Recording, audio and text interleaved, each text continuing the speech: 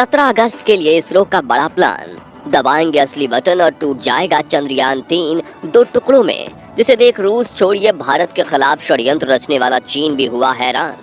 साथियों, रूस अपना लूना 25 को छोड़कर ये सोच रहा होगा कि शायद भारत इससे डर जाएगा, लेकिन इसरो को इससे कोई फर्क नहीं पड़ा, बल्कि उन्होंने तो ट्वीट करके रूस को बधाई दे दी है और कहा है कि चलो चांद पर मिलेंगे।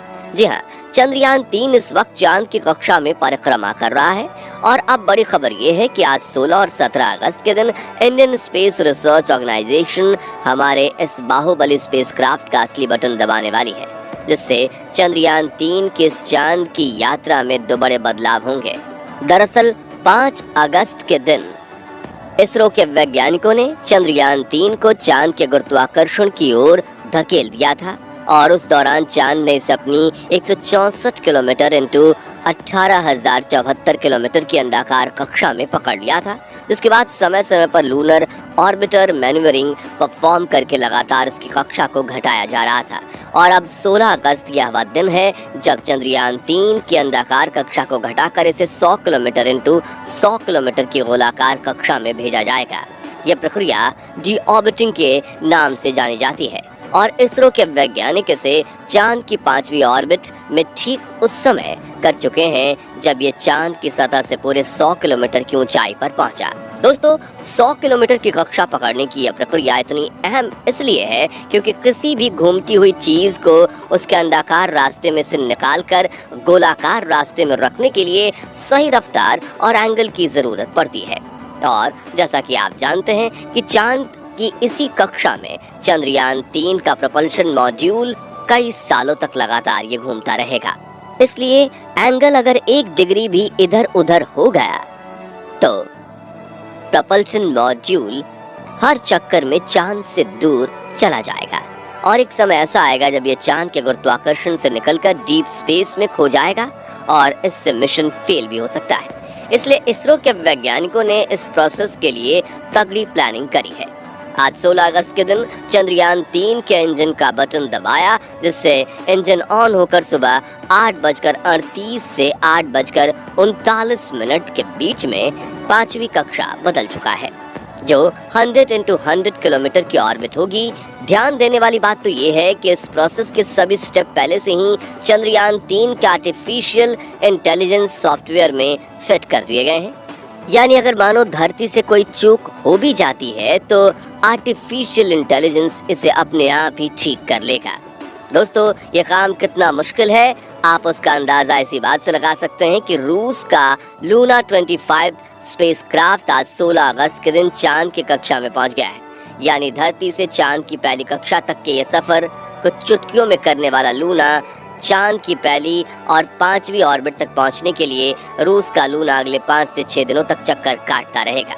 अब चंद्रयान-3 की बात करें तो आज 16 अगस्त के दिन 100 × 100 किलोमीटर के ऑर्बिट में धमाकेदार एंट्री करने के बाद हमारा चंद्रयान इस कक्षा में कुछ दिन आराम से चक्कर लगाएगा, लेकिन उससे पहले 17 अगस्त को इसी कक्षा में चक्कर लगाते हुए चंद्रयान-3 का प्रपल्शन मॉड्यूल इसके लैंडर मॉड्यूल से अलग होगा। साथियों, इस प्रोसेस को करने के लिए स्पेस क्राफ्ट के दोनों हिस्सों को जोड़ने वाले हुक खोले जाएंगे, जिसके बाद पिछले हिस्से की रफ्तार धीरे धीरे कम की जाएगी ताकि आगे वाला हिस्सा अपनी कक्षा में आगे बढ़ जाए और बिना किसी नुकसान के दोनों हिस्से अलग हो जाएं। जिसके बाद चंद्रयान-3 का लैंडर और प्रपल्शन मॉड्यूल दोनों ही चांद के 100 × 100 किलोमीटर की कक्षा में अलग अलग घूमते रहेंगे। प्रपल्शन मॉड्यूल तो यहाँ इसी तरह से चक्कर लगाता रहेगा, लेकिन 20 अगस्त के दिन चंद्रयान-3 का विक्रम लैंडर अकेले ही चांद की ऑर्बिट को और कम करके 100 × 30 किलोमीटर की ऑर्बिट पकड़ेगा और जहां से 30 किलोमीटर की ऊंचाई से वो अपनी रफ्तार को धीरे धीरे कम करते हुए चांद की सतह की तरफ बढ़ेगा। बता दें कि इस दौरान पहले तो लैंडर की रफ्तार को बढ़ाकर इसे सतह की तरफ धकेला जाएगा, लेकिन सतह के करीब पहुंचते हुए इसकी रफ्तार को धीरे धीरे कम किया जाएगा, जो काम इसमें लगे लेजर एल्टीमीटर और लेजर डॉपलर वेलोसिमीटर सेंसर्स की मदद से किया जाएगा। दोस्तों, लैंडिंग के दौरान चंद्रयान-3 के विक्रम लैंडर की रफ्तार कई हजार किलोमीटर से घटाकर सिर्फ 7.2 किलोमीटर प्रति घंटा कर दी जाएगी। जिससे ये चांद की सतह को छूते ही रफ्तार से आने वाले प्रेशर की वजह से टूटकर बिखर न जाए और चांद की सतह पर सॉफ्ट लैंडिंग कर पाए।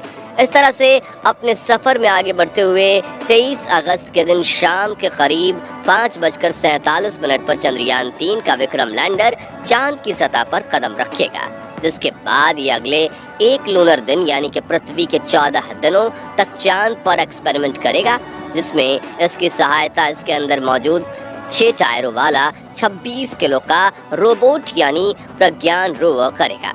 जी हाँ, विक्रम लैंडर में चांद की सतह पर ट्रैवल करने के लिए कोई टायर नहीं लगे हैं, बल्कि ये तो सिर्फ एक जगह खड़ा होकर अपना काम करेगा और अपने उपकरणों की मदद से ये डेटा कलेक्ट करेगा। जबकि दूर दराज के इलाकों में डेटा कलेक्ट करने के लिए इसके साथ चांद पर भेजे गए प्रज्ञान रोवर का इस्तेमाल किया जाएगा। दोस्तों, जैसा कि आप जानते हैं कि वैज्ञानिक डेटा के सिवाय कुछ दावा नहीं करते। ऐसे में इसरो के चीफ एस सोमनाथ ने चंद्रयान-3 को लेकर ऐसा दावा कर दिया है जो सुनकर आपका सीना गर्व से चौड़ा हो जाएगा और भारत के दुश्मनों की टेंशन बढ़ जाएगी। दरअसल एक प्रेस कॉन्फ्रेंस में इसरो के प्रमुख एस सोमनाथ ने कहा कि अब चंद्रयान-3 को कोई नहीं रोक सकता और चंद्रयान-3 का विक्रम लैंडर किसी भी हाल में चांद की सतह पर सॉफ्ट लैंडिंग करेगा।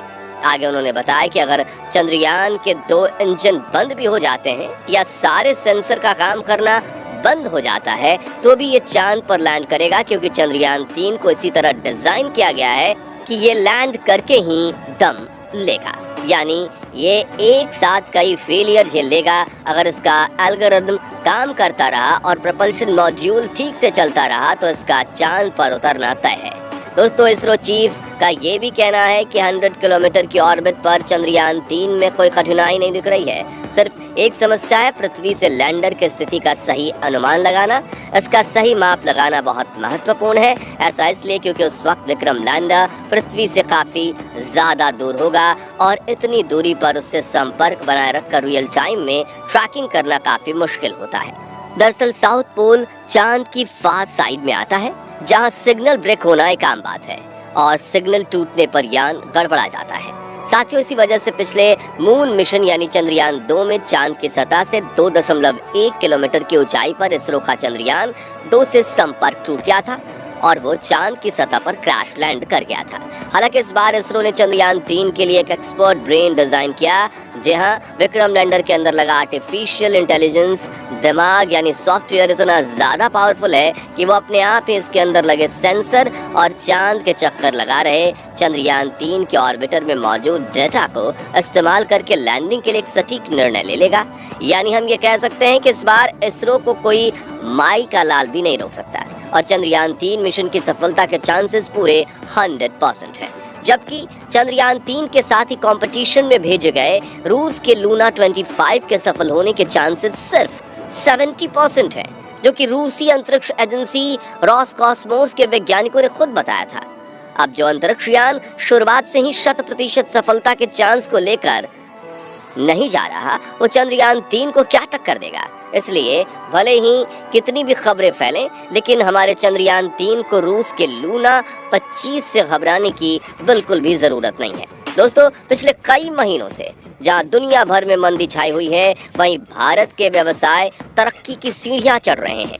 ऐसे में दुनिया भर के सभी महाशक्ति कहे जाने वाले देश भारत से जल उठे हैं। इस बीच जब इंडियन स्पेस एजेंसी इसरो ने अपने चंद्रयान-3 को लॉन्च किया, जिसे सिर्फ 615 करोड़ के बजट में बनाया गया, तो पूरी दुनिया में मानो हड़कंप मच गया, क्योंकि अमेरिका, रूस और चीन समेत दुनिया के सभी बड़े देशों को ये डर सताने लगा कि अब भारत का चंद्रयान-3 सफल हो जाएगा और स्पेस प्रोजेक्ट्स पाने की होड़ में इसरो इन सभी को लात मारकर बाहर फेंक देगा। इसलिए ही चंद्रयान-3 के पीछे रूस ने भी अपने मून मिशन लूना 25 को लॉन्च कर दिया, जो चंद्रयान-3 से एक दिन पहले यानी 22 अगस्त को दक्षिणी ध्रुव पर उतरने की कोशिश करेगा। ऐसा इसलिए क्योंकि लूना 25 को हड़बड़ी में डायरेक्ट रूट से चांद पर भेजा जा रहा है, जबकि चंद्रयान-3 मजे से अंतरिक्ष की सैर करते हुए वहां पहुंचा है। तो दोस्तों, अगर आप इसरो के इस मेगा मून मिशन को सपोर्ट करते हैं तो जल्द से जल्द कमेंट सेक्शन में जय जवान जय किसान के साथ चंद्रयान भी लिख दीजिए। जी हाँ, जय चंद्रयान लिखना है, ताकि इसरो के वैज्ञानिकों को भी पता चले कि पूरा भारत उनके साथ खड़ा है और वीडियो पसंद आया हो तो इसे लाइक और शेयर जरूर कीजिए। साथ ही ऐसे ही कमाल के वीडियोस देखते रहने के लिए हमारे चैनल को सब्सक्राइब करके पास वाली घंटी जरूर बजा दीजिए। धन्यवाद।